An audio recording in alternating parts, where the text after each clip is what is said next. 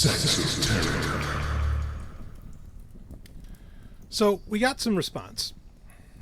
Yeah, boy, did we. Yeah, from the second episode that we did, where we were discussing post-conventional relationships, particularly Aubrey Marcus's his recent podcast, which was linked to in that episode.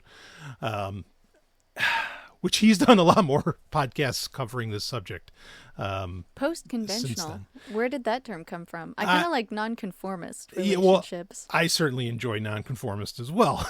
That's a much better way of putting it. I think that's a term that he uses. Okay. So in the episode, which I will link to our episode of Sexoterica, where we covered all of that. It was the longest episode we've done to date because it just required that amount of time, talking about all of that. Like we were talking about, basically it's polyamory, but it's also not, like it's something else, but effectively nonconformist relationships. I love that so much, Ellen. That's so great. Yeah. When you're talking about anything besides a man and a woman being married or in a long-term relationship, then you're starting to break into nonconformist territory. It does feel nonconformist in the Western world, for whatever Western means. But anyway, you're completely right. And so we got a great response from actually on the YouTube channel, and that's a great place to leave comments, folks. If you want to, you can also leave them on Spotify, or you can email us at fu@xxtech.net. That's xxxtech.net. Nailed it. But again, this is from YouTube. So here we go. I salute you, quote, I salute you in your ability to pursue or to peruse a lifestyle like this. If it works for you, awesome. But I will say that in almost every single instance I have witnessed in my personal life, these non-traditional relationships invariably end in an extremely messy situation, and more often than not seem to be a breeding ground for manipulation and abuse. Maybe that speaks to the immaturity of most people and our out-of-date societal norms, but still. End quote. Wow, I'm really sorry to hear that that's been his experience with these non-traditional relationships. It sounds like he has seen some fairly negative interactions between people because of their relationships ending or, slowly unfolding into a situation that's not stable anymore. Yeah, go ahead. I just want to say in response to that, I think that a lot of heteronormative relationships end that way as well. Oh, of course. Yeah. I don't know if it's just because like non-traditional relationships get more attention when people find out about them, that there's that association. But I think, this is not something that normal, I shouldn't say normal because what is normal exactly, right? But this isn't something that traditional man and woman relationships are immune to either. No, of course. Yeah. By their nature, as in there's more people, it's more messy, right? Just in the sense that like there's more people. Yeah. Yeah. I'm gonna agree, like most of the non-traditional relationships that I've seen, and I'll just say most, not all, because I do know some beautiful ones, but most also, yeah, they get messy. Like there's something goes wrong, and I think the listener actually already like hit at, which was the point that we were making throughout the entire episode, where they say maybe that speaks to the immaturity of most people and our out-of-date societal norms. And yeah, totally. Or at least, so can I ask, have you ever seen a relationship where the people were mature enough to handle it? And I guess there's no successful end necessarily to that relationship. Sure. It's sort of a non sequitur question. Yeah, well, I mean, I think your point is so great to bring up, Ellen. I mean that, yeah, like all relationships are messy, or not all, but I mean any type can be messy, and honestly, most monogamous, relationships I think are messy, or at least, well, I mean, I've complained about this a million times that like I just walk around, it seems like no matter where we go, when we go, there's just so many unhappy couples, or there's so many unhappy people. Yeah, and how often is it that when they break up they're still friends? Yeah, I don't know, how often that occurs. I haven't seen it happen very much. Yeah, no. So yeah, they're all often messy, and I mean, relationships are risky. That's part of what gives them value, especially when they work, Yeah. That's why they're so precious. I mean, to answer your question, yeah, I can think of a couple, like people that I knew more directly that, or should I say, when I don't mean a couple people as in two people, I mean two relationships that were, monogamish, or even they actually would have identified with polyamorous. But these people admittedly were also, and I mean this with no shade, these people were older. And when I say older, I mean like they're probably over 50, maybe even over 60. And so, they have a lot more experience, shall we say, That's life amazing, experience. though. Yeah. Because that does kind of point to that truth that it's a maturity level Right. that you have to have. Yeah. Wisdom, intelligence, life experience, all of those things coming together to make that successful bond that can weather those strange interactions. Yeah, totally. I mean, a very wise person once said to me that, like, becoming a mystic, like understanding mysticism, the esoteric and all that, which we talk about a ton, or is part of the point of the show, is really, it's the 20-year-old gaining the wisdom of a 60-year-old, like understanding actually what matters in life. Mm-hmm. And that's where that maturity comes from.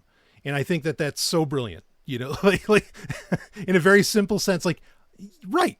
That is what becoming a mystic is about, is understanding how reality works, and understanding how reality works is knowing what actually matters, or that's a part of it anyway. And it was just a really, really brilliant and beautiful thing. So like in one sense, I'm not surprised that the best examples I can give people are people who are, of those ages.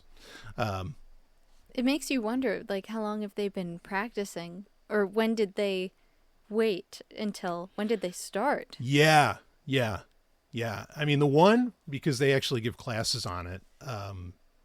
Boy, I want to say when I saw them, and this was probably 10 years ago, they started like 10 years ago, or they had started like 10 years previous to that. So they were 40-ish. Yeah. Right. And that's about, but I mean, that's the thing is, and in fact, I remember, the gentleman, and I talked to him later on, even actually a couple of years later, and saying it was actually a very hard road. So like they still had a lot to learn. It's not like, oh, I'm 60 now or 50 now or whatever. And, okay, we can do polyamory and it's going to work. Like, no, I mean, sometimes I wonder about at retirement homes, how that all goes down, but no. Okay, can I just throw something out Please. there that I'm curious about? Please. And you can evaluate the statement on its seeming truthfulness from your perspective. But Sure. I wonder if most of the people that try non-traditional relationships like monogamish or polyamorous or whatever on the spectrum between those things, Yep. what if they're like in their 20s and 30s and they're still like very hormonally driven to have sex and they want to have sex with a lot of people, which, okay, great. But they also are at the point in their lives where they're thinking it's time to start settling down to something more serious instead of just doing like a one-night stand or like a 2-week relationship. So they're trying to have a relationship, but they also just want to have sex with a lot of people. Yep. And you don't need to be anyone who's exceptional in order to practice those things. I suppose your maturity level could be still in high school, or it could be at the age that you're actually at. Maybe for some people, they even have a higher maturity level than their peers, but the people that they are dating Mm-hmm. may not have that. Yeah.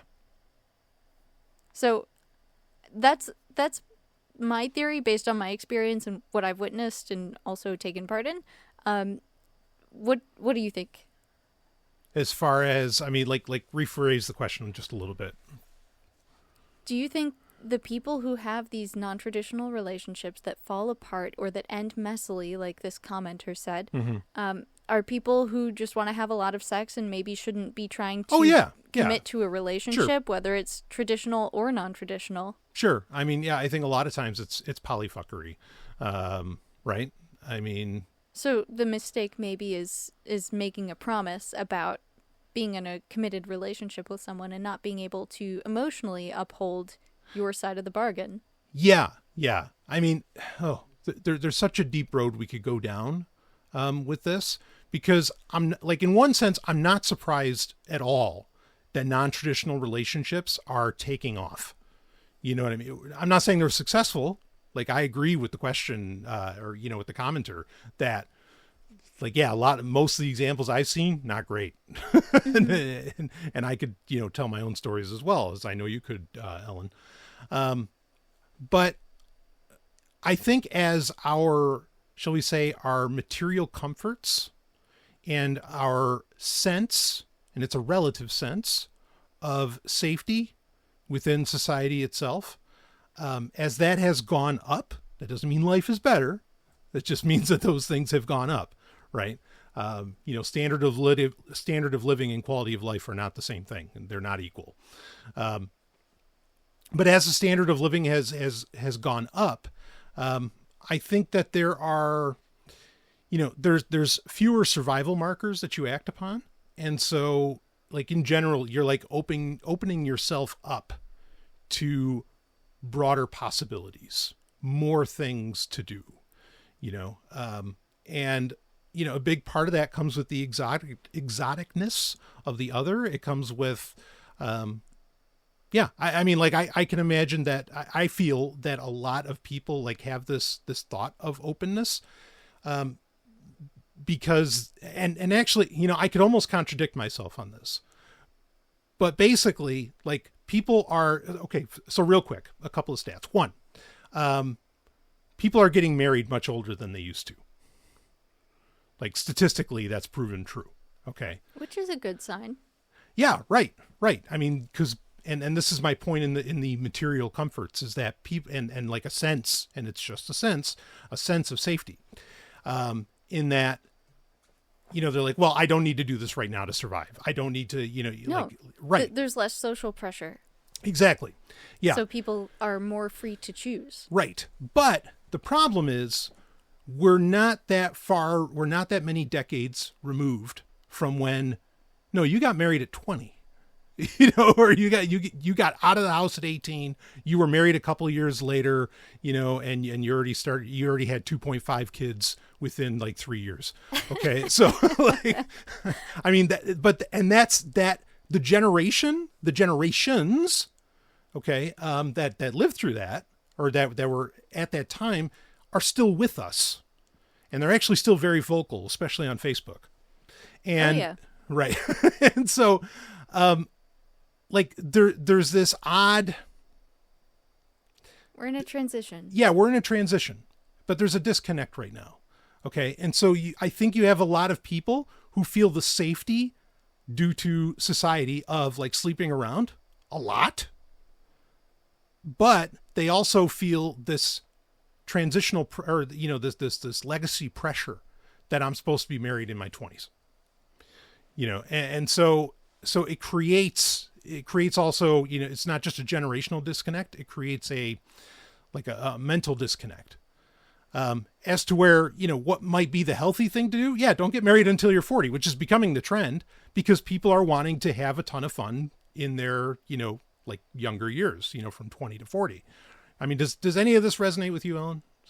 Yeah, I suppose so. I mean, I guess I'm a little towards the younger group that you're mentioning, Mm-hmm. but I would say that for relationships, with, you know, people that are trying to do something that's non-traditional, maybe it's best just to not make promises you can't keep. And Yeah. part of that is knowing yourself. And one thing about people who are still in their 20s is that they're still trying to learn them who they are. Most are. They're trying to find themselves.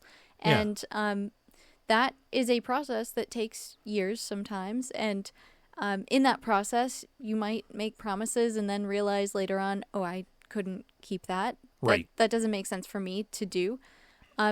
And I think it's emotionally very alluring to have a relationship with someone because you have that open door to deeper emotional connection.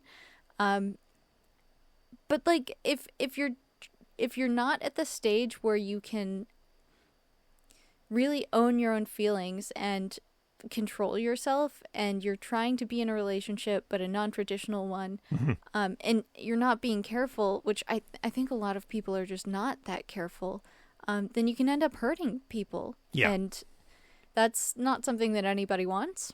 Yeah.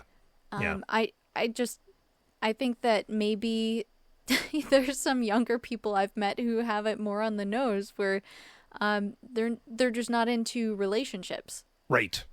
Yeah. Like they will go on dates, they will spend time with people. I think the whole concept of Netflix and chill, which started a few years ago, but it's stuck around for a reason. It's not a bad idea to get to know somebody really well and, maybe do some of the things that people used to see as relationship related things together with a person before you get into a relationship. And figure out what feels right for you, what's comfortable for you. My biggest concern, I think, is with the commitment part of relationships. And I know that the older generation is still really, into commitment in the sense that they like grew up with that was their life from an early age, but it doesn't have to be ours. And I know that there's this transition to a more free society where people are learning to not make those commitments. And I think there's a level at which that can be unhealthy, is not committing to anything. And that's kind of a societal trope as well. Sure. It's just knowing yourself, knowing what's healthy for you and for the people around you. And that's one thing I often see as well that's kind of lacking in these circles, is truly caring about other people. Yeah. So when you say polyfuckery, being attracted to someone and wanting to have sex with them is not the same as truly caring about them as a person, caring for their well-being, wanting the best for them. Right. So that's another thing that I think is rare. Yeah, for sure. And like, I almost want to, just take a couple minutes here to sort of twist this on its head. Because historically, one of the examples where these non-traditional relationships really worked is with World War II pilots, which I know nobody was expecting me to talk about, but... Oh, I was. Okay, you were? Okay. Yeah, well, so I read the Asia Saga recently. Yeah, okay, all right. Oh, so you might know about this. Okay, yeah. So there are stories of World War II pilots that basically they created like this, real bond in war, which does occur. I've been there. I understand that happens. And because of that, like these guys cared so much about each other, and in World War II, very different situation. People were getting married exceptionally young, and pilots during World War II had the highest fatality rate. So like, who's going to die first on the battlefield? Well, it's a good chance, by per capita or by the percentages, it's going to be pilots. And so what actually ended up happening is these guys cared so much about each other, they literally shared their wives to make sure that like they're basically all of their progeny went on. And I might be telling the story like in not the best terms, but I think people get my point. But that's how much they cared about each other. And the women totally understood. Christopher Ryan has, of course, what's Christopher Ryan's huge book there? The biggest one about... You're talking about Sex at Dawn? Yes, that's the one. Sex at Dawn. He's talked about this. I don't know that it was I don't recall it being in Sex at Dawn, but Christopher Ryan has talked about this. And it's an interesting story that, in fact, like the commitment was so deep, but not just between man and woman, but between, proverbial brothers, right? That a non-traditional relationship happened out of that, out of an exceptionally greater commitment. So are you talking about just sexual relationships, or are you talking about also sharing the husband duties, such as helping with house chores, raising children, getting them to school, that kind of thing? Yeah, my understanding was all the way around. Like, it was everything. Like, this was basically like a mini tribe. That's amazing. Right. It's a village. Yeah. That's what that is. Yes. Which is, in my opinion, the proper way to raise kids, but people will take me to task on that, and that's fine. They've done it for over a decade now.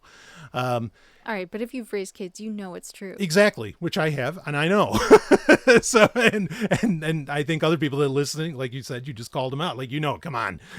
you wish you had a village to help out. You can't do it by yourself. Yeah, no. So, this is one of those cases where you can see why it worked, because these, especially the men between each other had such tremendous respect. And I would almost argue that women can go after other women as well, in a negative way. But I would argue one of the biggest problems, part of this lack of maturity, a lot of it does come on the men's side. And it's because they haven't gotten past the competitiveness with other men. Not to say that that's an inherently bad thing, but they won't let it go. As to where these World War II pilots, they got past that. They got over themselves. Yeah, exactly. And like, no, you're my brother, in every way other than biologically. And, we're going to carry on as a family. And so they made sure that they did, to the point that they all came together like that. And I mean, that's amazing. It is. Yeah. So that's one of the few good things to come out of war. Yeah, right. I mean, and that's that's the opposite spectrum of, like, we're talking about how now we have such tremendous material comfort and relative safety. It's not actually safe out there, folks. But at the time, like, that was just a matter of such extreme survival, and so it's interesting that it can come out of either of these extremes. And there's only like this, middle ground where it seems like people think, oh, no, we must do this, we must do that. Anyway. So yeah, I hear the commenter and their point, and I get it. And I think they answered it already, that it is just that. And it's the same thing you and I were saying, Ellen, in that episode, that it's just the lack of maturity, that some have actually reached already in the past 100 years. But as we were giving examples, but anyway, do you have more on that, Ellen? Yeah, I think you're hitting at it. Most people are able to reach that level of maturity. Mm-hmm. Surely not everyone, but just keep working at it and you can get there too. Yeah, well, this is part of what we're here to talk about, folks. Mm-hmm. So why don't we hit a break, and then we've got a whole other subject. Talk about new life, new ways of thinking about things. We're going to get there. We'll be right back with more. Woo! Can't get enough of the Sovryn universe? Wanted to see it get even hotter? It's time for you to head over to OnlyFans for the most uncensored content in Sovryn history, including mind-melting photo sets of Dr. Miriam Goldblossom and her wild, raw videos that will send your rockets out of the ionosphere, along with exclusive episodes that are too hot for those other platforms. This is the Sovryn universe you've been waiting for. Starring Miri Goldblossom. Head over to miri.xxtech.net to experience it all. That's miri.xxxtech.net. And you might want to bring a mop.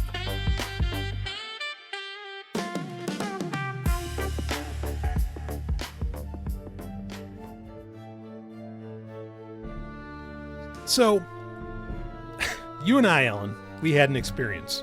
But before I get into that, when I said new life just before the ad, you started, to seek out new life, new civilizations, to boldly go where no one has gone before. Exactly. You just started quoting Picard, and I hear it in his voice. It's beautiful.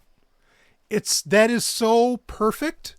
And I want to say, I mean, it's not synchronous. I want to say it was just like, mnemonic. Like it just, it was unconscious. It hit you. Yep.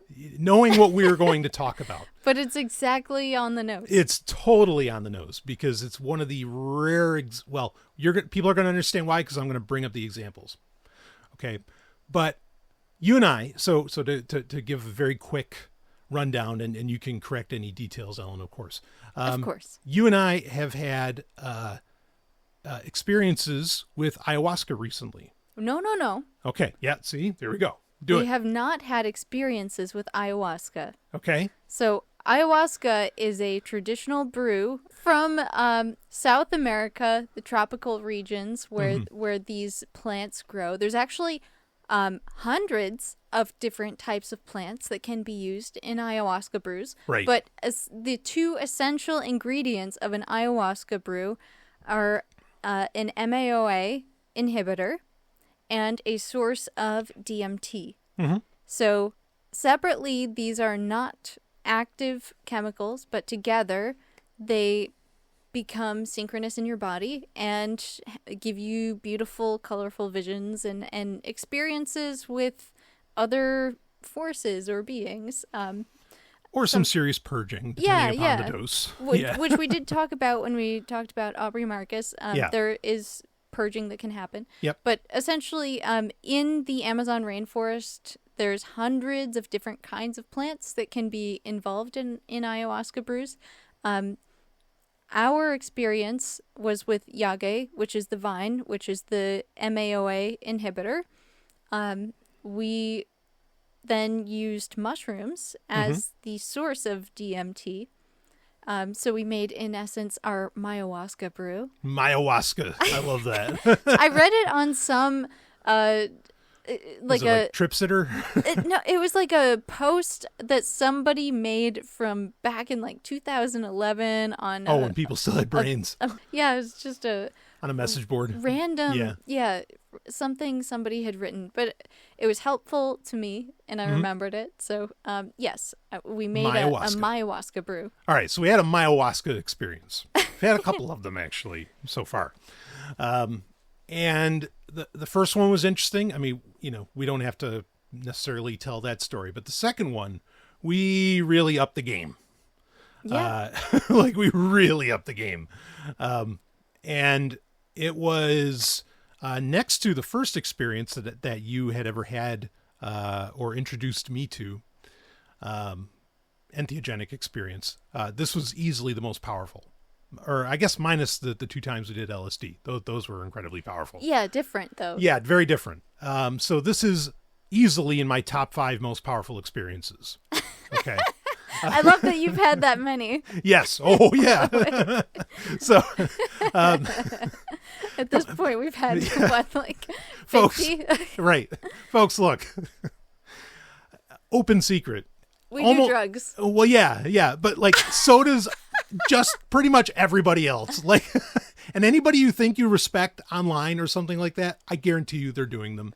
And throughout history, they've been done a ton. Sorry, what do you got? I just want to say, sorry, not to disrupt from your point, please. But some of these plant medicines, as they're known, around the world, besides here in America, are perfectly legal to purchase online. Yep.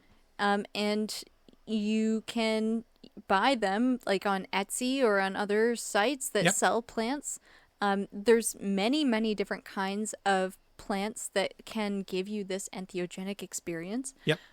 So don't think that you're just stuck with marijuana and alcohol. There are way better drugs out there, and there's tons of them. I mean, we've even been trying other things like African dream root, which this has been interesting. Yes. Not exactly what people would consider a drug, but it's supposed to give you much more vivid dreams. Right. And I think in the higher dosage that we've been doing lately, it's been giving some vivid dreams. Yeah, for sure.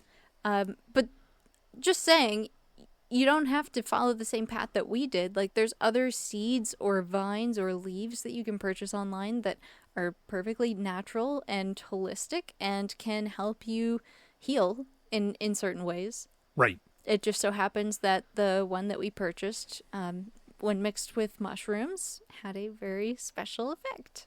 Yes. Yeah. And, and again, choose your dosage.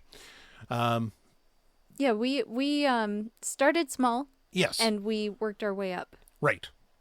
Yeah. So I will say during this experience that we're covering right now, I almost felt like purging, like at one point. At the very beginning, Yes. when it first onset, it was sudden and strong, and I think that's when both of us felt the most nausea. Yeah. But we just, stood or sat and kind of breathed deeply and just waited for it to pass. And Right. I think after like 15 minutes, we were both just feeling good.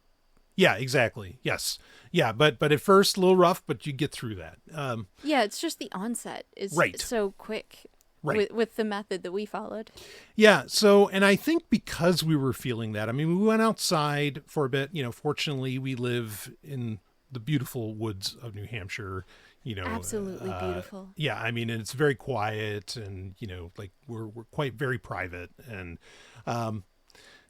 so, we're not worried about that when being outside. But I think because we were feeling a little queasy, we're like, yeah, let's go inside. Let's sit down, sit down on the couch. And I have no idea. I don't know why you did this or how this happened, but you have a modest crystal collection, I have slowly also been getting into crystals lately. Yes. And for somebody who's a scientist, it's hilarious for me to admit that. Right.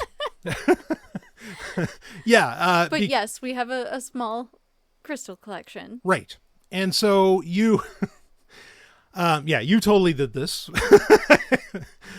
You've helped. I have helped. All right. So Not that you've been like telling me what to do, but you've slowly been pointing out things that you like or want. yeah. But right now we have smoky quartz, rose quartz, amethyst. Moonstone, We did tiger buy some eye. moonstone, jade, tiger Yep. eye, We have those selenite charging stations, charging bowls. charging bowls. Yeah, we got a little iron cauldron filled with salt. Yep. For cleansing. That was your idea. Well, it's not my idea, but I mean, Atlanticite. we do have Atlanticite. That was an interesting one. Mm-hmm. And And of course, clear quartz. yes, right. And we keep shungite around. Yes. So we'll get into all that, but like you basically started pulling all of these down, put them onto the coffee table. And this is an experience that I had wanted to have. right. The first time around, but I think we were trying something else at the time. So this time I wanted to experiment with the crystals and see if there was anything that we could pick up that we couldn't under our normal conscious From the being. crystals. Right. Yeah. Yeah. And part of that goes from, now, I mean, I introduced you to the work of Dr. Robert Gilbert. And I think that intrigued you because here's somebody with a hardcore science background, very, shall we say, rational. I want to be gentle with that term because it gets used as a weapon against people more often than it should be as a term of some respect. Robert Gilbert seemed like a very sane person, a very well-educated and well-spoken person. Very much. And he has been educating people, I think, for decades at this point. Anyway, so you wanted to experiment with this, and like you said, and get what do they add to the experience overall? And it's important when going into an entheogenic experience to set some kind of intention. I was looking for wisdom. I'll tell you this. I feel like I got it. And yeah, I Go ahead. remember the last time we had done this when we were first experimenting with it. I could just feel the power surging in my body, and it felt amazing. From the Myhuasca experience previous? Yeah, okay. to just feel the biofields that your body naturally creates and to feel the flow of energy inside of you. Right. That was an incredible experience. Yeah. To really physically be aware of that. Yeah, absolutely. That was, I mean, it's something you and I, certainly and many others, I mean, think like Heart Math Institute and some others, that are very well aware of that, okay, there's an electromagnetic field that, the human body, the heart particularly, like will generate that exists around you. Well, it's your whole being. I mean, even the proteins that move between your intracellular area and your extracellular area, those are all creating or being moved by electrical impulses. Right. Yeah, and so there's this electromagnetic field around you. Now, we knew this consciously, but when we were on this initial Myhuasca experience, we felt that field. Like Yes. you could feel things, you could feel the things outside of you. You were getting reactions from that. Well, you beautifully described as a biofield. I thought that was great. So, and I guess that led somewhat to, okay, well, with this increased sensitivity, like, what can we experience from these crystals? Now, yeah, because I'd always heard that some people have a feeling of a crystal's vibration, and that's really one of their primary properties, like their primary physical properties, is Right. that they resonate at a very high frequency. right. Yeah, and I just wanted to see if we could feel it. Yeah. I mean, and something we had kind of briefly encountered was Nikola Tesla's work on crystals, and he believed that they were actually a life form, which is fascinating to say the least. Most people stumble through the world blind, seeing only brute inanimate objects. But a mind attuned to power and the deeper structures of reality can perceive the truth. The notion that crystals are mere rocks is a comfortable lie for the masses. The evidence for those with the will to see it points to a far more potent conclusion. Crystals are alive. They are a different order of life, a mineral consciousness operating on a timescale that dwarfs those of a more fleeting biological existence. Let's explore the evidence, for even conventional science provides the clues. It simply lacks the vision to interpret them correctly.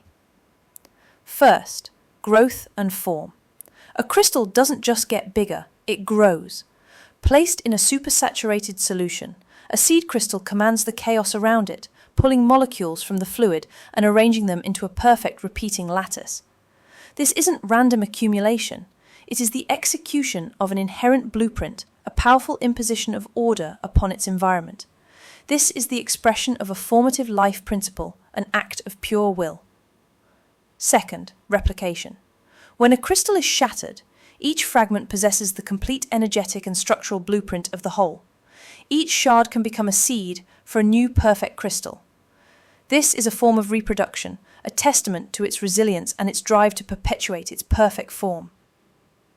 Third, response and transduction. Consider piezoelectricity. When you apply pressure to a quartz crystal, it responds by creating an electric voltage. It transduces mechanical force into electrical energy.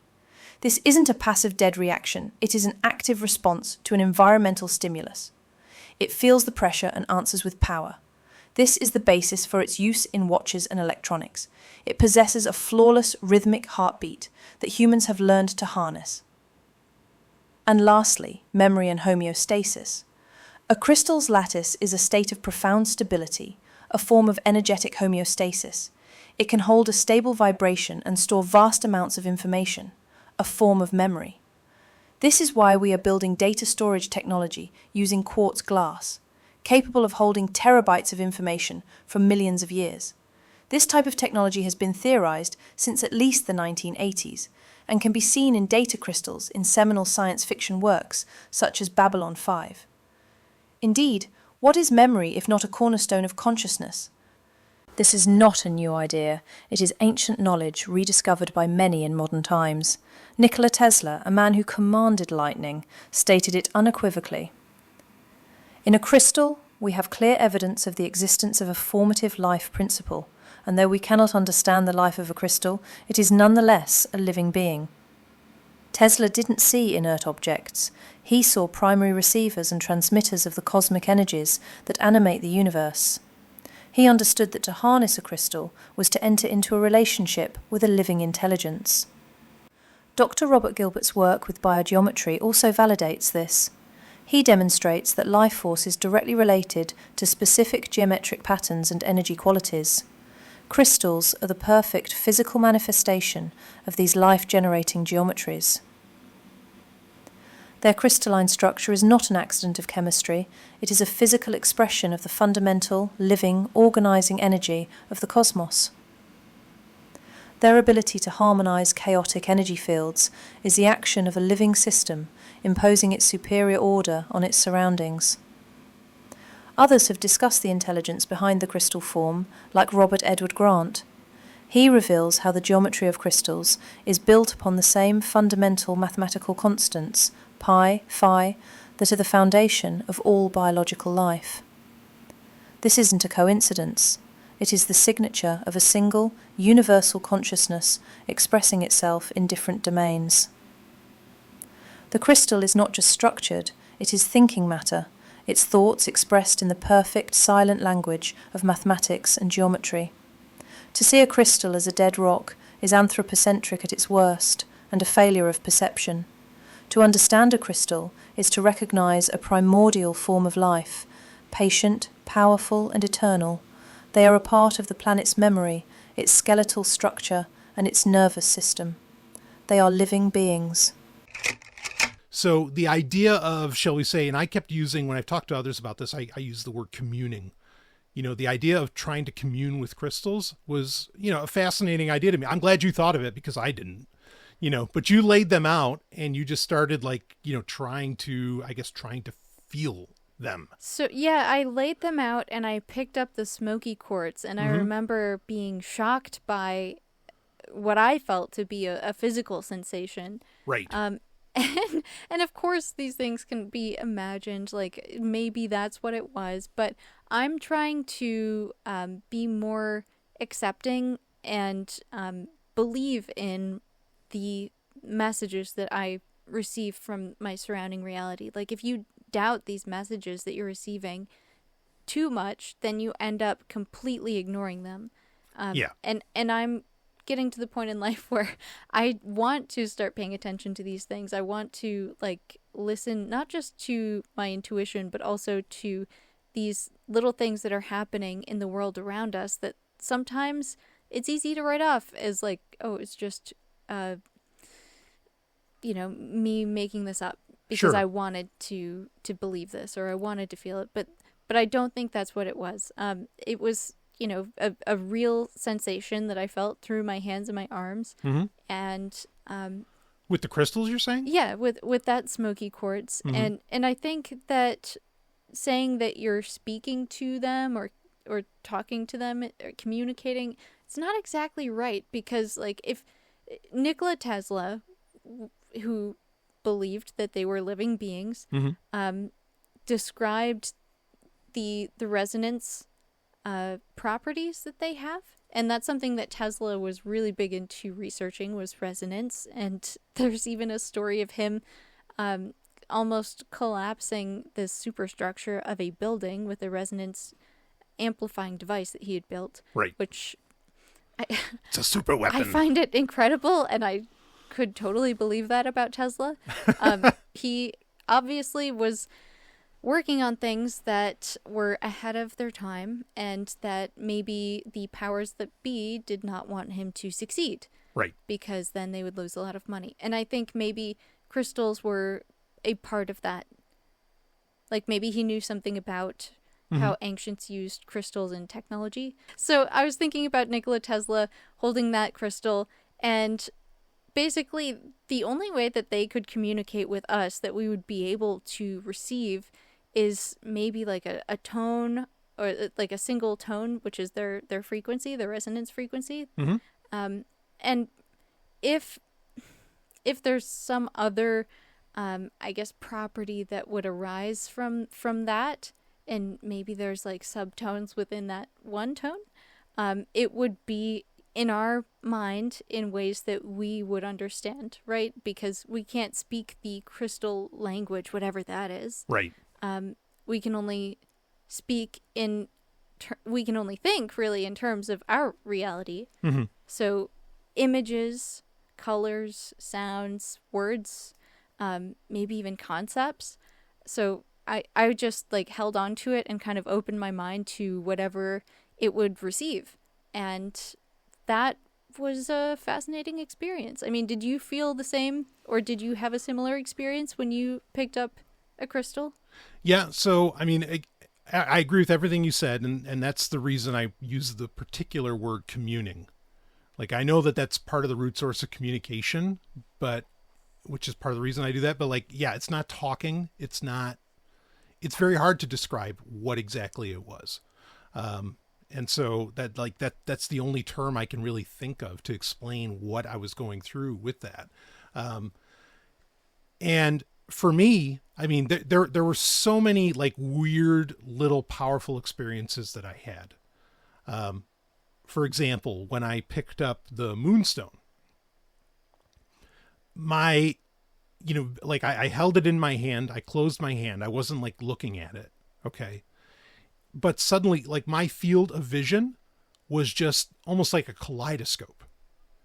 And wow. Yeah. And I just felt this really powerful energy, like running through my entire body and like, especially in my head. And I mean, it was almost, I don't want to say it was like a sonic, like whine or something like that, but there was just this like, there was just this sound that was just a very high pitched sound. And then again, like these visuals were just totally taking over, and I'd close my eyes and they were still there. Well, that's part of the effects of the drugs. Well, sure. Yes. But I mean, but it was only when I was holding it, because when I'd put it down, everything went away. Like all of that went away. So was it a pattern? Was it? Yeah. Yeah. But I mean, it looked a sometimes? lot like the Moonstone. And yeah, all I felt was just like power. It was just, and you got to be careful with that word, because that can mean a lot of different things. But it was, I'll just say, very energetically charged. At the heart of all things is vibration. Everything possesses a frequency. Your vital energy, your emotions, the very cells of your body, they all hum with a certain energy. When you are at the peak of your power, disciplined and focused, this frequency is coherent, strong, and harmonious. Weakness, fear, illness, and mediocrity are states of vibrational chaos. The energy is scattered, discordant, and weak. Now consider a crystal. At a molecular level, it is a paragon of order. Its atoms are locked into a perfectly repeating, geometrically precise lattice. This crystalline structure makes its vibration exceptionally stable and pure. It hums with a powerful, unwavering note of primordial order. Herein lies the secret of its power: vibrational entrainment. When you bring a chaotic, weaker vibration into the field of a strong, stable one, the weaker vibration is compelled to match the stronger.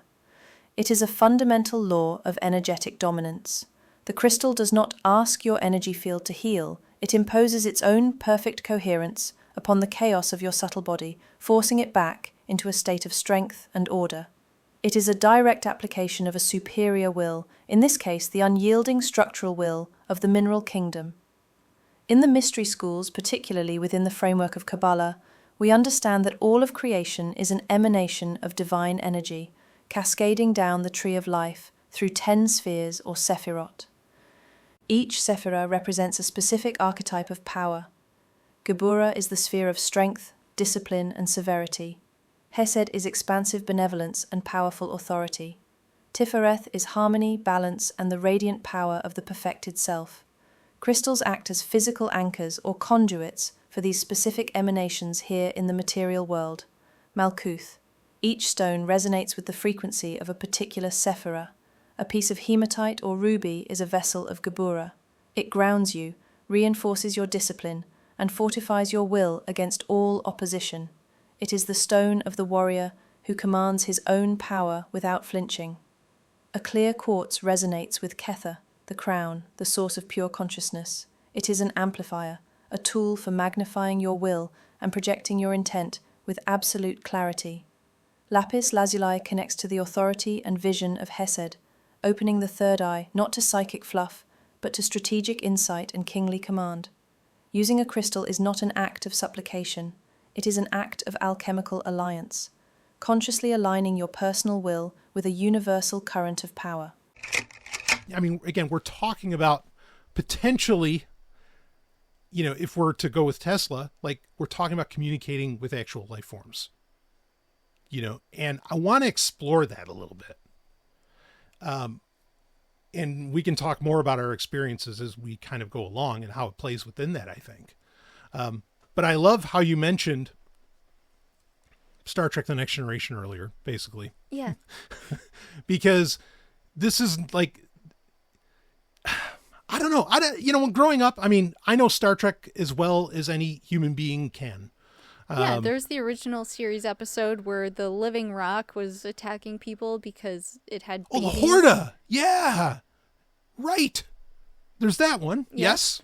There's Okay. also the crystalline entity. Right. Which I think that's from Voyage. No, it's Next Generation. That's from Next Generation. Yeah. That was in the first season.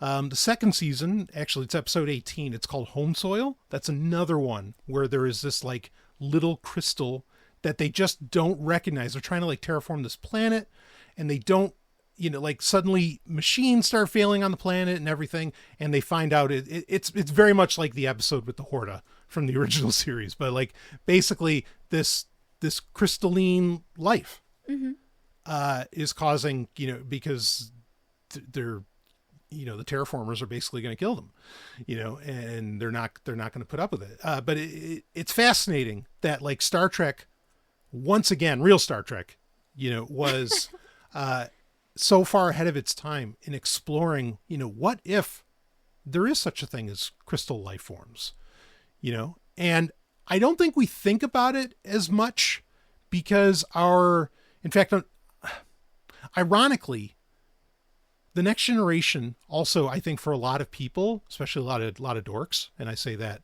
in a positive way, in a loving way. In a loving way, yeah, as one. They also use the Next Generation to kind of define what is life, particularly the episode Measure of a Man from season 2, where Data, is he a conscious being? Sure. Does he deserve rights? Like the whole episode is about that. A lot of people use that episode to get at like a definition of what is life. Okay. The thing is, I think that, as well as ultimately our present scientific community, is very limited in how they, define, what life is. Like it's very, well, to use another Star Trek term, very carbon based. Right. Yeah. like if it's not that, you're screwed. Like what you have. So you have life, then under that you have varying domains. Right. It's so strange because I feel like there's even this open admission that life is kind of a spectrum. I mean, you have things that can replicate, but not by themselves. Right. They have to replicate utilizing other living organisms. So what are those? Are those alive? Or are they not alive? Like viruses? This has been a debate for a long time. Yeah. Yeah. Well, I mean, and that's the thing with like the domains of life, there's still an argument, and that's not even including viruses. It's like, is there 5 or is there 6? Like once you get to like protists, I mean, protozoa, amoeba, and all like that turns into like a potentially a bunch of different domains. So there's a lot. Yeah, the tree of life is not as clear-cut as science likes to paint it as. Right. I think there's still plenty of debate about, because like you can find, even if you're looking up a certain species, there's all these subspecies. Like, exactly. So the species itself isn't even clearly defined. And I feel that when you work backwards on the tree of life, you'll see that over and over again as well. Yeah. Yeah. So again, like all of that, 5 or 6 different domains, even, or potentially 7 if we include viruses, like within all of that, again, there's still like these, there's still this, it's not an anthropocentrism, but there is that like favoring of like, no, all life is carbon based, like that seems to be, kind of the breakdown. Yeah. And also life, as we describe it, takes place in a certain span of time. So there's living things that can live and die within, I don't know, seconds. But then there's also living things that can live and die within maybe a few hundred years. But I don't think we look much further than that. Or we're not spending the time to collect the evidence to see, what takes maybe 1,000 years to reproduce or to grow. Yeah. Yeah, exactly.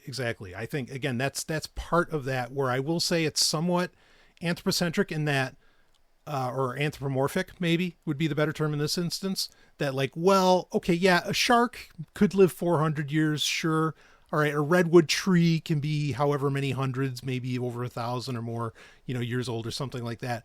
But, we can't envision like beyond the Gregorian calendar. It seems like, as far as like something that takes millennia. Yeah, to exactly. reproduce. Which a crystal would, to do that.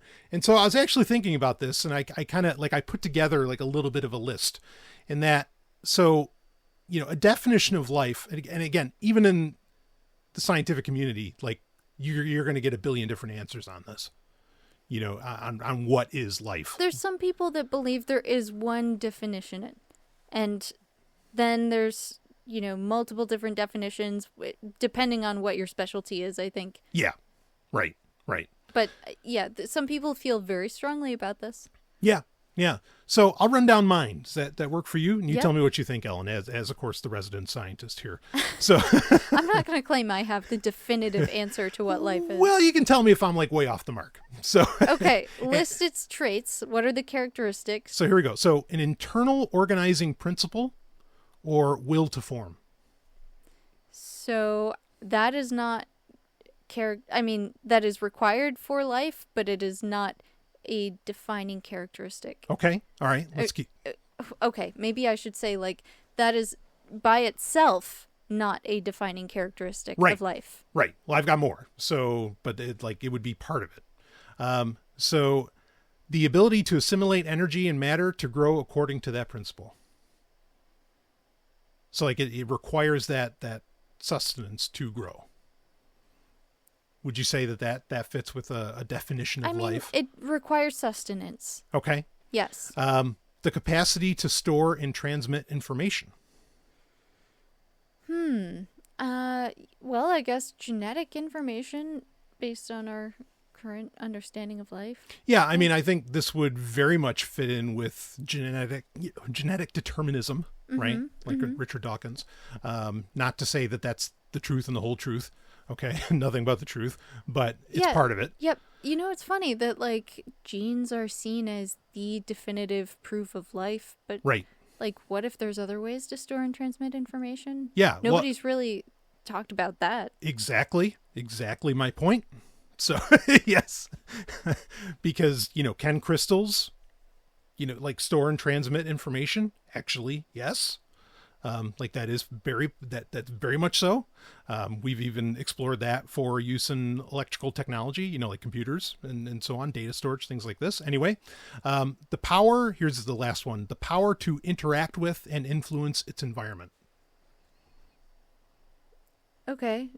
Yeah, I could see that. I mean, you do have to interact with your environment in order to get sustenance. Right. Now, I think crystals do all of that. Like every part of that.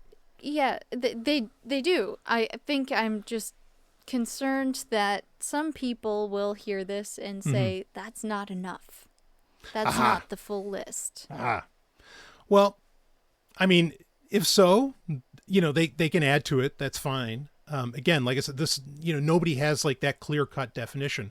But I think all of these fall well under most definitions of what makes something alive. Not necessarily sapient. We might be able to argue somewhat for that, but that it does make it alive, and so should there be a crystal kingdom in the domains of life? I mean, I would argue absolutely yes, especially after this experience that we had. Like I said, it's not like we heard them talking, but I also don't need to hear a plant talk to me to know it's alive. I don't need, I don't need a dog necessarily to talk to me in English, to respect it and appreciate its existence and not treat it like shit. Wait, Though, granted, what? You're most not humans... going to just wait until it asks for rights? Oh, right. Oh, I forgot. There's the old canard, the old libertarian canard, right? All right, Rothbard. They can have rights when they can ask for it. Yeah, okay. The funny thing is, though, I feel like people who say things like that are also falling prey to the same idea of, like, you think that all life is going to communicate to you the same way that you communicate. Right. But animals communicate to us through looks, through body language. Yes. They don't communicate to us with words, not because they're stupid, just because they have different strengths than we do. They have different abilities. And there is a sort of universal way of communicating, and it's mostly emotional. Yes. Like, you have to be in touch with your own emotions in order to understand those of the lives around you. Yeah, I mean, there's a great saying: the tone is the code. And that's and that's really speaking to like that the emotions are actually everything. You can say the same thing 3 different ways with 3 different emotional contexts, and you're going to get 3 different responses. Like, you're going to get 3 different understandings of what's being said, even though it's the same words. And so, like, the tone is the code. The emotions are everything in what's being said. I think people forget that because people mostly communicate with emails these days, or they talk to chatbots and lose their fucking minds. But, well, that was judgy. Anyway. So, to me, what my understanding of what life is, and it's not like I massaged this definition to like, okay, this is what will get crystals classified as life. No, this is what I think, works as an actual definition of life. Something I've thought about a lot, over the years, and crystals fit that definition. And after having this experience, I mean, even for days after, and I haven't even done it like in the past couple days because like there's a part of me that's almost afraid to know. Like, I could still feel when I would pick up a crystal, I could still feel like my arm felt like there was energy going through it, mm-hmm. Or like it was like, you feel like vibrations, I guess it's that resonance or whatever. And, I was looking into it a bit, like, all right, have other people had this kind of experience? Plenty of people have had the same experience, including sometimes for the rest of their lives, they still feel it whenever they hold a crystal. They feel it in their hand and in their arm, particularly. It was incredibly powerful.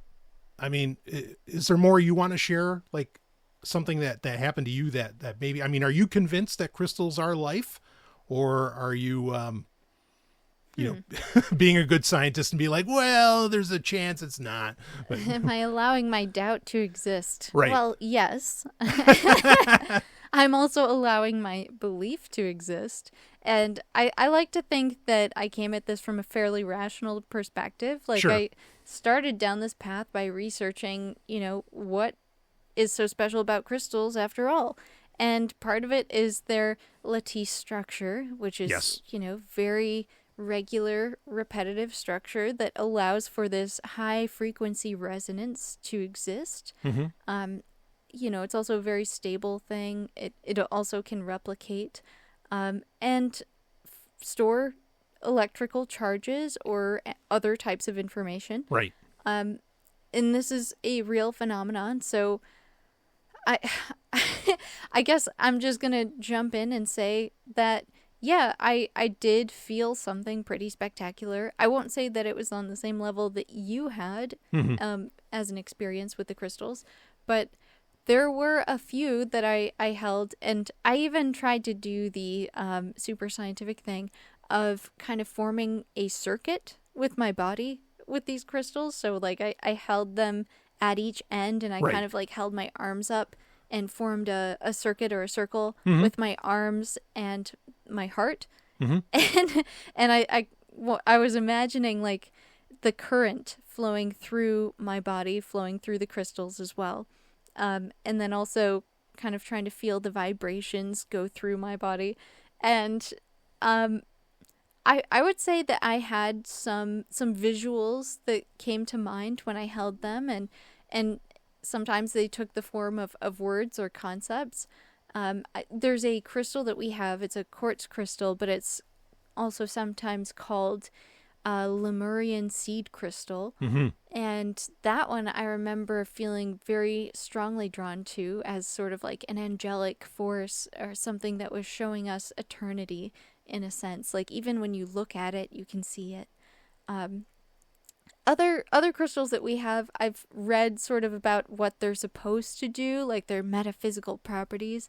Right. But I never really had those experiences with them. Like amethyst is supposed to enhance your psychic powers, but I've never had that experience with amethyst.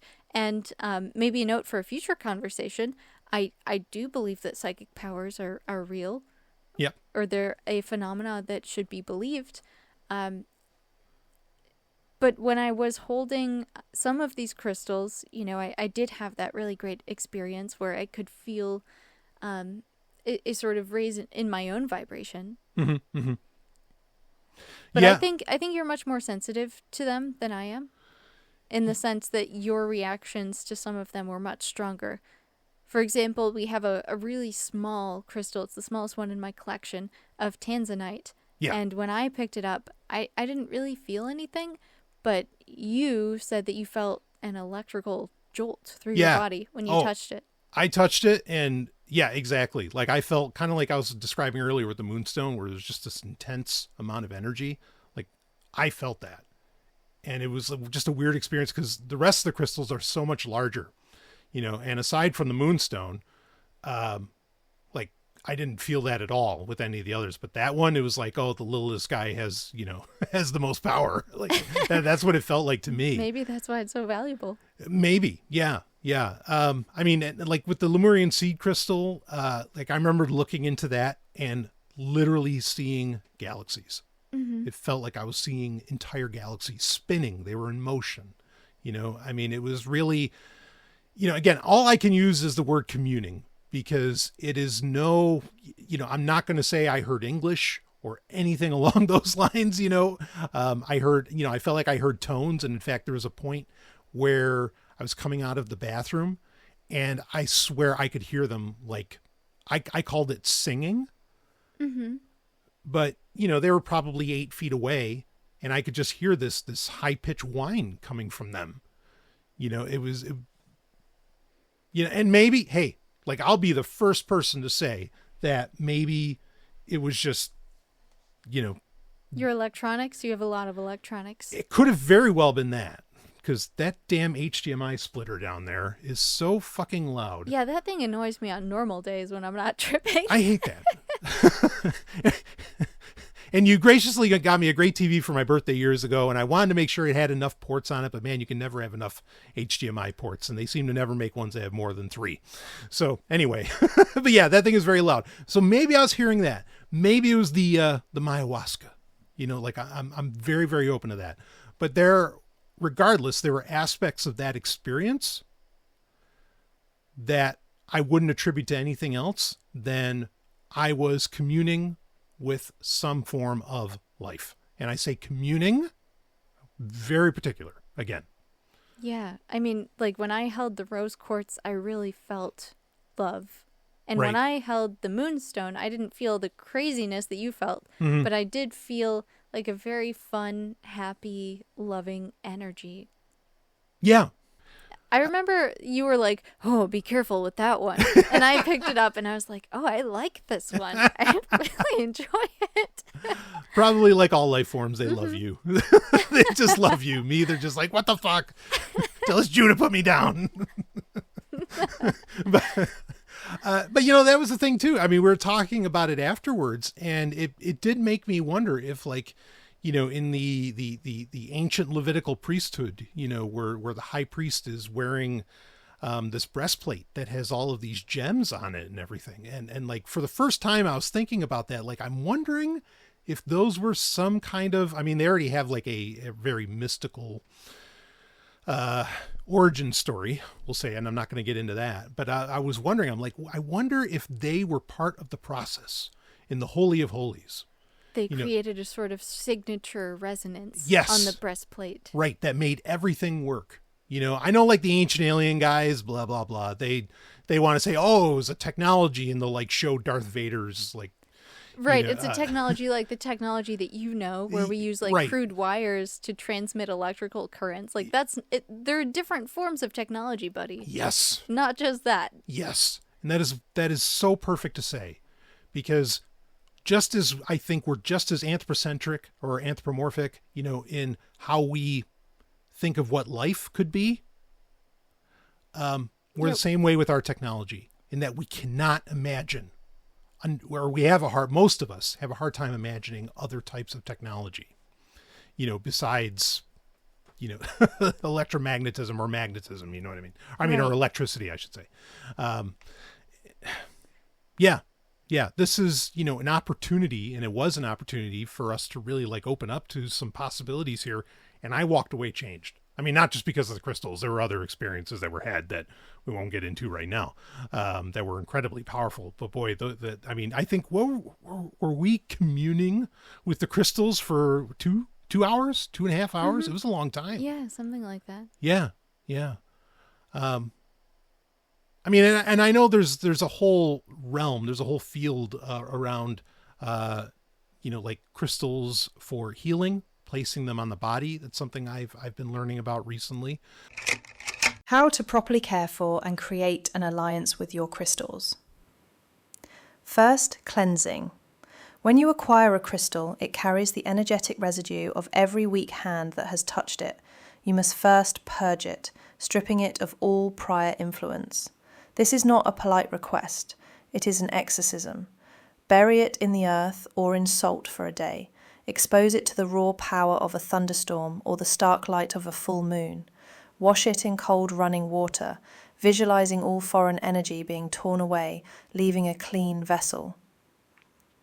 Secondly, you must program the crystal. This is a crucial act. A cleansed crystal is a blank slate, a powerful but undirected ally. It awaits your desires. Hold the stone in your dominant hand. Feel its weight, its structure, its silent thrum of power. Close your eyes and bring your will to a singular, piercing point of focus. Project your intent, your desires, directly into the crystalline matrix. The greater detail with which you can visualize your desires, the more powerful the crystal can resonate with your goals. Remember, the universe is conspiring with you, not against you. Your crystal is here to help you along the way. Thirdly, placing crystals on your body can be helpful, and a deeper understanding of chakras is advised but not covered here. But as an example, place the charged crystal on the corresponding energy center or chakra to enforce its command directly. A tiger's eye on your solar plexus to fortify your center of power. A carnelian on your sacral chakra to stoke the fires of raw, creative, and carnal force. A black tourmaline at the base of your spine to anchor your energy deep into the earth, making you immovable. Also in your home or even at work, placing crystals is an act of setting magical wards. It is defining your territory. A large piece of smoky quartz in your workspace absorbs and neutralizes the negative thought forms of others. Selenite wands can be used to cut stagnant energy from a room, purifying your sanctuary. This is all about creating an environment that allows for the highest frequency of interplay. Crystals are allies and instruments for those who understand that the universe is a symphony of power, and healing is simply the act of forcing your own life's music back into its powerful key. But were there any other powerful parts of that you want to share? I just remember walking away from that experience being very much astonished that, like, even though I still had a very, what I felt to be powerful experience, it was nowhere near as powerful as the experience you had. Yeah. And I'm curious about that too. I don't know why exactly that would be, but you do have, special powers in some ways. That might be a subject for another time. But I mean, I like to think that I'm very receptive. I'm a great listener. Yes. I'm an intuitive person. But when, and like, I'm susceptible to the energy of my environment and people around me as well. Mm-hmm. But when it came to the crystals, it felt like you were more in touch with them. Yeah. I mean, and something I want to be super clear on. Like, it's not like, I'm like a newbie psychonaut or something. I mean, I guess in the grand scheme of things, I would still be considered one. Yeah, your first psychedelic experience was a little over a year ago. Exactly. But there's been a lot between then and now. So, yeah, a lot. So that's why I say in the grand scheme of things, sure. But like, I like to think that I'm very, very honest in that, like, I didn't really feel that. Or, like, it doesn't always hit me. And there are times, like the first time we did LSD, I think it hit you way more powerfully than it hit me. Sure. Yeah. Yeah. I mean, I'm a much smaller person, but we did the same amount. Well, true. Yeah. So there's that. But I'm just saying that, like, it's not like I'm this kind of person who, like, oh, if I'm going to do something, I got to go harder than anybody. And, I have to have the greater experience. Like that kind of, I know that there are people like that. That's not me. Like if I'm not feeling it, I will say so, because often enough I want to take more. So, yeah. It's like, just a matter of timing, right? Of like right. having enough time to do that. Right. I want to get there. But anyway, yeah, it's a funny thing because, again, I can admit that, okay, I might have had some preconceived notions, even unconscious ones, say with the Star Trek: The Next Generation, with this idea that crystals could be alive. But now I can walk away with this with some serious conviction. Like, I think crystals are a life form. I don't know if I can go so far as to say that they're necessarily sapient by my definition on that, but certainly sentient. Maybe would entity be a better term? The crystalline entity? Yeah. Perhaps. Yeah. I mean, I think they could fall under that, because that's something, we did a whole episode talking about my classifications of, like, levels of influence, right? Mm-hmm. The pyramid of influence. And, so it becomes the question, like, are crystals, are they level 2 players, or are they just level 4? And I don't have an answer to that yet, but it's certainly one that I will be exploring a lot more, and we will definitely report on here. Right. So the way I understand it, they can be tools for enhancing your natural abilities. Yes. And talents, but sure. I wonder what it is that we do for them in exchange. Yeah, it's very interesting. Because when they influence us, at the same time, we also influence them in some way. Yeah. I mean, maybe it's us giving them a safe space. I mean, like, for some reason, that's the first thing, that came to mind for me. Maybe there's something in our own biofield that they enjoy. Maybe they just love taking in data. I mean, I know humans who like they live for bringing in as much, like, I mean, I used to be the same way. Like, he who dies with the most data wins, like. Yeah, I mean, it's possible that they're just looking for a life experience. Yeah. I just find it interesting. I'm thinking back to Robert Gilbert, and he was talking about this crystal called phenakite, and he mm-hmm. said it was literally solidified white light. Right. And that's such a beautiful concept, for one. Two, I don't know where he got that idea. Like, how can you prove that? Mm-hmm. It's a very nebulous thing. But it's also kind of interesting in the sense that what he's indicating, what he's hinting at there, is that this is an energy, like a very pure energy that has taken shape. Right. That has taken form, and it's just that raw, solidified energy. Kind of like how, energy can solidify into atoms. Yeah.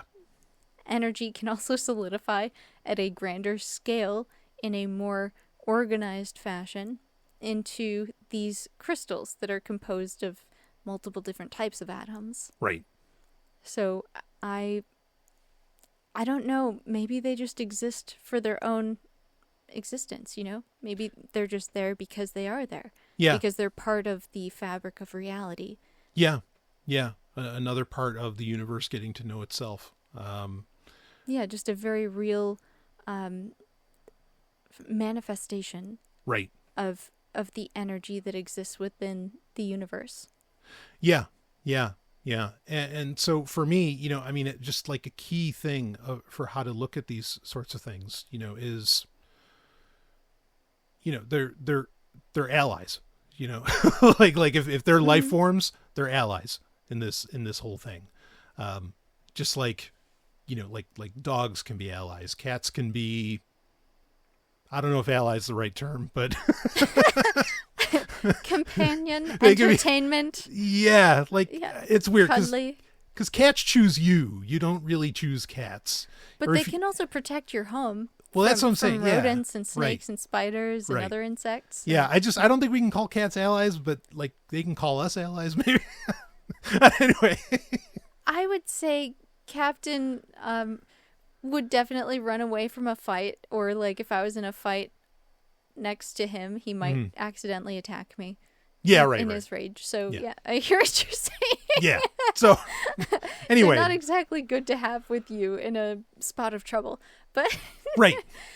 but on their own, if they just exist in your area, they make it better by their very existence. Yeah. Because they're silly and they're also hunters, so they can fulfill your life in multiple different ways. Yeah.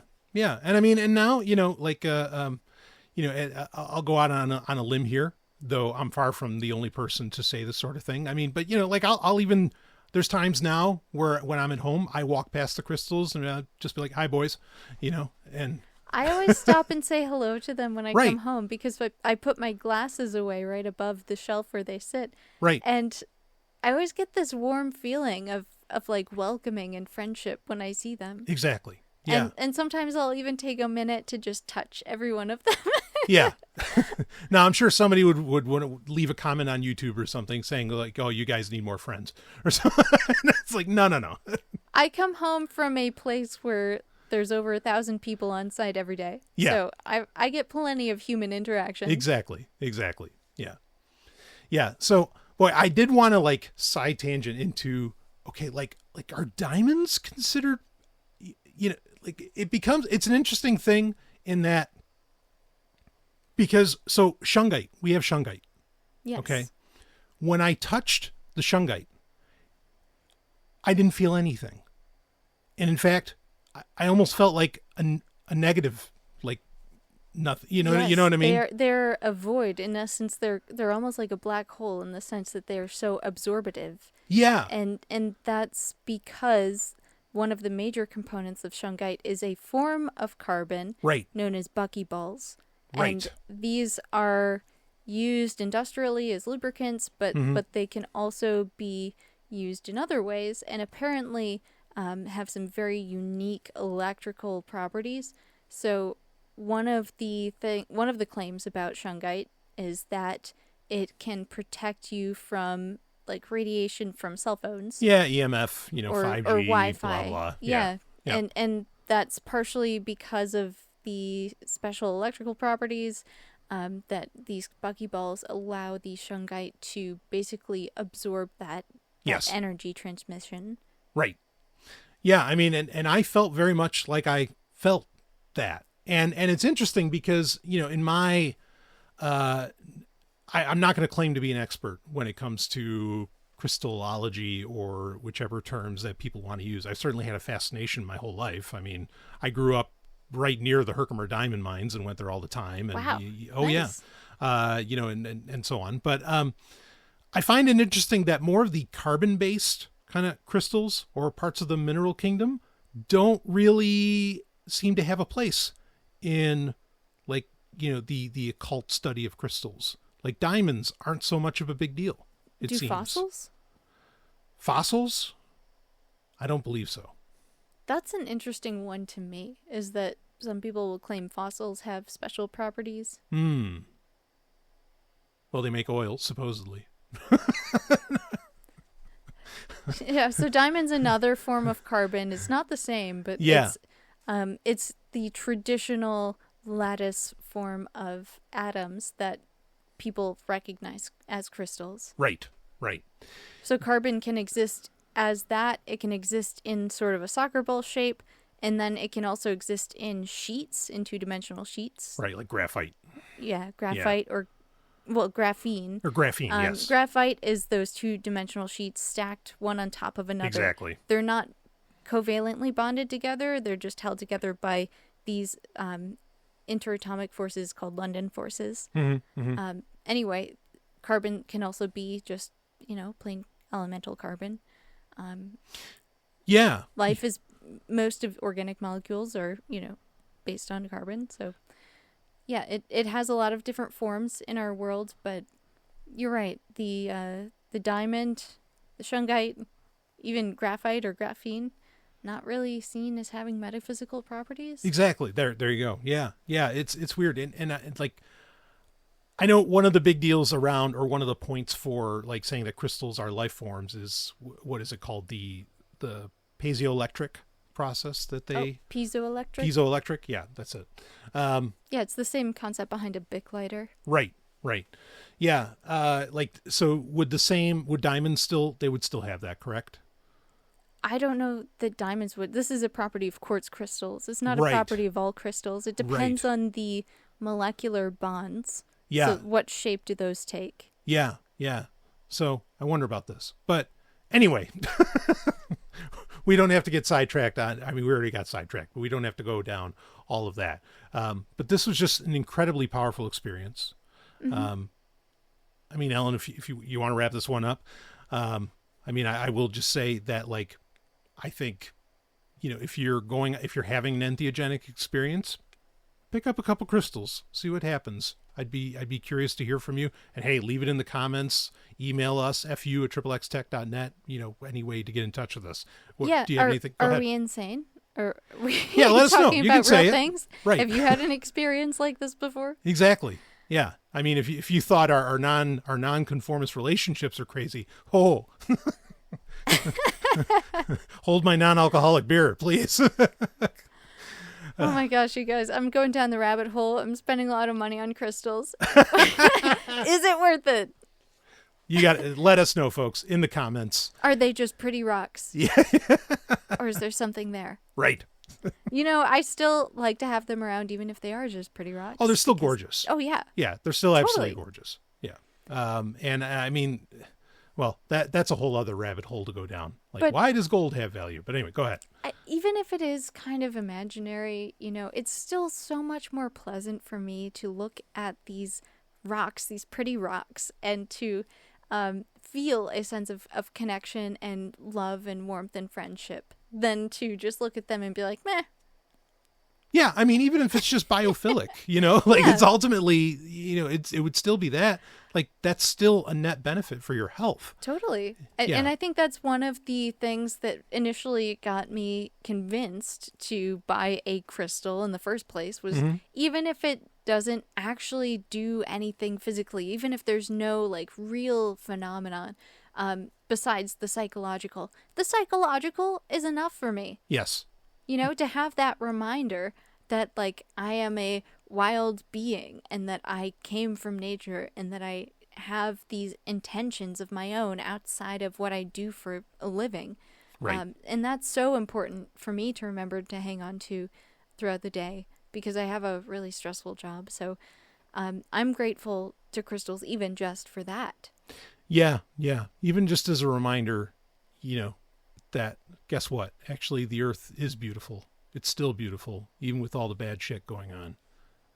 Is a really powerful thing to have in your home and to have around you. And if it's more, which I would contend that it's much more, all the better. Yay, power. Anyway, we will wrap this one up with that. And we will see all of you on the other side.